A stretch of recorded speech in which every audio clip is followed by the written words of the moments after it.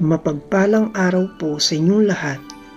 Ngayon po ay ika-8 araw ng Nobyembre, Sabado ng ika-31 sa karaniwang panahon. Pakinggan po natin ngayon ang mabuting balita ng Panginoon. Pagbasa mula sa sulat ni Apostol San Pablo sa mga taga-Roma.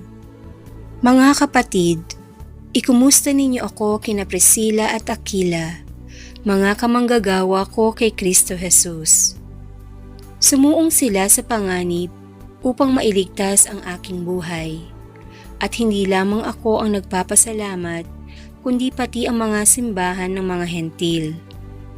Ikumusta rin ninyo ako sa simbahang nagtitipon sa bahay ng mag-asawang ito.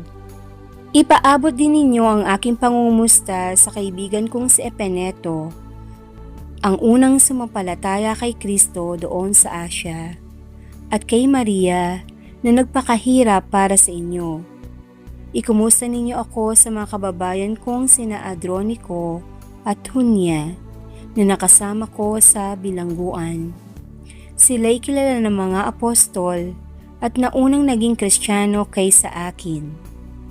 Ikumusta ninyo ako kay Ampliato na aking minamahal sa Panginoon, kay Urbano na kamanggagawa natin kay Kristo, at sa kaibigan kong si Estaquis. Magbatian kayo bilang magkakapatid kay Kristo. Binabati kayo ng lahat ng mga simbahan ni Kristo. Akong si Tercio, na sumulat ng liham na ito, ay bumabati rin sa inyo sa pangalan ng Panginoon. Kinukumusta kayo ni Gayo na tinutuluyan ko. Sa bahay niya nagtitipon ang buong simbahan. Kinukumusta rin kayo ni Erasto na ingat yaman ng lungsod at ng ating kapatid na si Cuarto. Naway sumainyong lahat ang pagpapala ng ating Panginoong Hesukristo. Amen. Purihin ang Diyos na makapagpapatibay sa inyo sa pamamagitan ng mabuting balita tungkol kay Hesukristo na ipinangangaral ko sa inyo.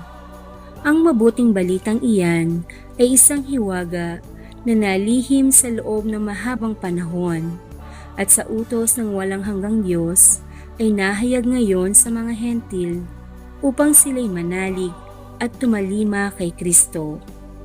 Ang lahat ng iyan ay ayon sa mga sulat ng mga propeta. Sa iisang Diyos, ang marunong sa lahat, sa Kanya iukol ang papuri magpakailanman, sa pamamagitan ni Hesukristo. Amen. Ang Salita ng Diyos. Salamat sa Diyos. Salmong Tugunan. Pupurihin ko ang ngalan ng Poon magpakailanman. Pupurihin ko at pasasalamatan ang Diyos araw-araw. Di ako titigil ng pasasalamat magpakailanman. Dakila ang Poon at karapat-dapat na siya'y purihin. Ang kadakilaan niya ay mahirap nating unawain. Pupurihin ko ang ngalan ng Poon magpakailanman. Sa alinmang lahi ang iyong ginawa ay papupurihan. Ihahayag nila ang mga gawa mong makapangyarihan. Ang karangalan mo at pagkadakila'y ipamamalita, at isasaysay ko ang mga gawa mo na kahanga-hanga. Pupurihin ko ang ngalan ng Poon magpakailanman. Magpupuring lahat sa iyo, O Poon, ang iyong nilalang.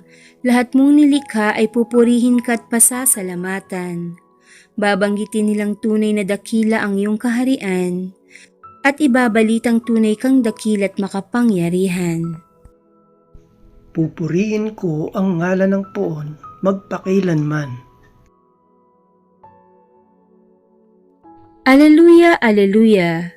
Si Kristo ay naging dukha upang tayo'y managana sa bigay niyang pagpapala.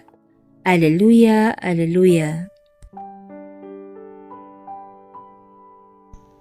Ang mabuting balita ng Panginoon ayon kay San Lucas.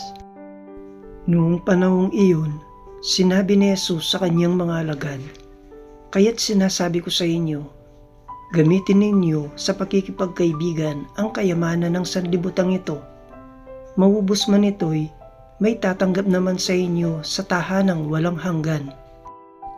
Ang mapagkakatiwalaan sa maliit na bagay ay mapagkakatiwalaan sa malaking bagay. Ang magdaraya sa maliit na bagay ay magdaraya rin sa malaking bagay. Kung hindi kayo mapagkatiwalaan sa mga kayamanan ng sanlibutan ito, sino ang magtitiwala sa inyo ng tunay na kayamanan? At kung hindi kayo mapagkatiwalaan sa kayamanan ng iba, sino ang magbibigay sa inyo ng talagang para sa inyo?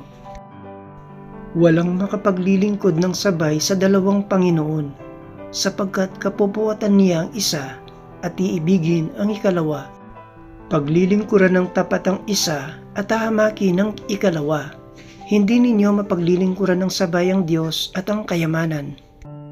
Narinig ito ng mga Pariseo at nilibak nila si Jesus sapagkat sakim sila sa salapi. Kaya't sinabi niya sa kanila, "Kayo ang nagpapanggap na mga matuwid sa harapan ng mga tao, ngunit nasasaliksik ng Diyos ang inyong mga puso.